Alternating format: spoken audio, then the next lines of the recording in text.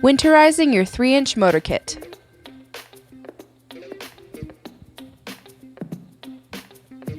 Rockies recommends storing your motor somewhere warm for the winter. Failure to do so can cause premature wear on the battery.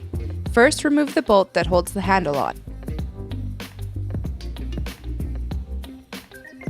Then remove the handle and black plastic washer. Take out the lock pin and slide the frame and bushing off of the motor. Next, undo the Phillips screws that hold the motor in place. Make sure to put them back in the holes after you remove the motor or store them in a safe place for the following season. Slide the motor out of the tube.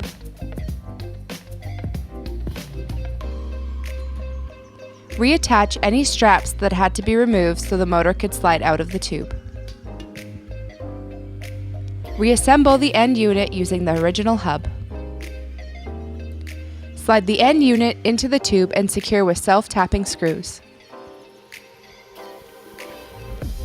Store your motor in a warm location for the winter months. This will prevent the batteries from freezing. We recommend fully charging the battery before storing.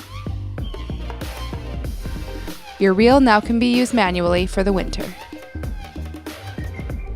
Make sure to follow us on your favorite social network.